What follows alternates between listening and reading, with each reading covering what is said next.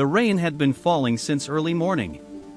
Not the gentle rain that lovers enjoy from balconies, but the heavy, merciless rain that soaks clothes, seeps into bones, and reminds the poor how cruel the world can be. Inside the massive Whitmore mansion, the rain was nothing more than a sound. Soft taps against bulletproof glass. A distant whisper, easily ignored. Alexander Whitmore, one of the city's youngest self-made millionaires, stood near the window with a crystal cup of black coffee in his hand. 42 years old. No family. No friends. Only success. His mansion sat on a hill, looking down on the city like a king judging subjects who would never reach him. Alexander believed emotions were weaknesses. Kindness was inefficient. People worked. He paid. That was life. Broom the maid no one looked at. The staff moved through the mansion silently. Chefs. Security. Assistants. And then there was Clara. The maid with tired eyes and quiet footsteps. She cleaned places no one noticed, corners, stairs, storage rooms. She never took breaks in the staff room. Never joined conversations. Never complained. Alexander barely knew her name. To him, she was just the maid with the gray eyes. Once, when his assistant mentioned her schedule, Alexander said, "As long as she does her job, I don't care." He meant it. Umbrella with raindrops, a strange scene in the rain. That afternoon, something unusual happened. Alexander had just finished a video call with investors when he walked toward the window. That's when he saw her. Behind the mansion. Near the old tool shed. Clara was sitting on the wet ground. The rain poured down on her thin uniform, soaking her hair, her shoulders, her shoes. In her hands, a small plastic container. She was eating. Slowly. Carefully. As if each bite was precious. Alexander's expression hardened. "Unbelievable," he muttered. "Eating outside like an animal?" Anger stirred, not loud, but sharp and cold. He assumed the worst. Stealing food. Wasting time. Breaking rules. Without thinking twice, he grabbed his coat. Man-walking the decision that changed everything. Clara finished eating quickly. She stood up, wiped her hands on her skirt, and glanced around nervously. Then she did something unexpected. She walked away from the mansion. Out the gate. Into the rain. Alexander frowned. That wasn't normal. He followed her. Not to help, but to confront. Cloud with rain through streets he had forgotten. The further Clara walked, the more the world changed. Clean roads turned into cracked pavements. Tall buildings turned into broken shops. Luxury faded into neglect. Alexander felt uncomfortable. He had not walked these streets in years. His expensive shoes splashed through dirty water. Clara finally stopped. In front of a collapsed bus stop. A place abandoned by the city. There was no bench. No roof. Only a torn plastic sheet tied with rope. And under it, a small boy. Thin. Pale. Shivering. Alexander's steps slowed. Clara ran to the child. "Oh, Noah," she whispered, kneeling. She wrapped her arms around him, shielding him from the rain. The boy coughed violently. She opened the container. Only crumbs left. She gave them to him. She didn't eat a single bite. Alexander felt something twist painfully in his chest. Broken heart the moment that broke his judgment. "I'm sorry I'm late," Clara whispered. The rain was heavy. "I didn't want them to see." The boy looked up. "Did you eat, Mama?" Clara smiled. A lie. "Yes, sweetheart." Alexander's breath caught. "Mama?" This wasn't theft. This wasn't laziness. This was sacrifice. A woman choosing hunger so her child could eat. A maid hiding in the rain so no one would see her shame. The rain soaked Alexander completely. But he didn't move.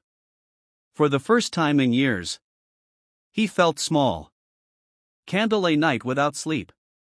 That night, Alexander couldn't sleep. The image haunted him. A maid eating in the rain. A child coughing under plastic. A lie told with love. He sat up suddenly. Find everything about her, he told his assistant over the phone. Everything. Magnifying glass tilted right the file that changed his world. The file arrived at dawn. Clara Hayes. Age, 29. Status, widowed. Dependent, 1 child. Alexander stared. Widowed. He kept reading. And with every line, his heart sank deeper. The file slipped from Alexander Whitmore's fingers. It landed on the marble floor with a sound louder than it should have been. Widowed. Homeless. 1 child. Words he had seen thousands of times in reports. But never felt like this. He leaned back in his chair, staring at the ceiling as the first crack appeared in the armor he had spent a lifetime building. Dove before she became invisible. Clara Hayes had not been born into tragedy. She had once been ordinary. A small rented apartment. A used car that sometimes refused to start. A husband who kissed her forehead every morning before work. Ethan Hayes. A construction worker with calloused hands and a laugh that filled rooms. They met young. Loved quietly. Dreamed simply. No mansions. No millions. Just enough. When Clara found out she was pregnant, Ethan cried. I'm going to work harder, he promised. So our child never feels small. 6 months later, the call came. A scaffold collapse. Safety shortcuts. No witnesses willing to speak. Ethan died before Clara reached the hospital. She collapsed in the hallway, one hand on her stomach, the other gripping a future that had just disappeared. Broken heart when grief turns into punishment. The world did not comfort Clara. It punished her. Her family blamed her choices. Ethan's company denied responsibility. Bills arrived faster than condolences. When Noah was born, Clara held him and whispered, I'll never let you feel unwanted. 3 weeks later, the eviction notice came. She slept in shelters. Then on benches. Then nowhere at all. Rain became normal. Hunger became routine. And dignity became something she learned to hide. Broom the job that saved and shamed her. When the agency sent her to the Whitmore mansion, Clara cried in relief. Not because of luxury. But because it meant food. She cleaned harder than anyone. Arrived earlier. Left later. She hid Noah. Because a mother with a child was a liability. She ate outside. In the rain. Because shame hurts less when no one sees. It. Brain Alexander's awakening. Alexander finished the file with shaking hands. Every success he had ever celebrated suddenly felt heavy. He remembered every time he ignored her. Every time he looked past her. Every time he complained about minor inconveniences. That morning, when Clara arrived for work, security stopped her. She panicked. Her hands trembled. This is it, she thought. I'm fired. Instead, Alexander was waiting. Speech ballooned the conversation that changed everything. I followed you, Alexander said quietly. Clara froze. Tears filled her eyes. I can explain, sir.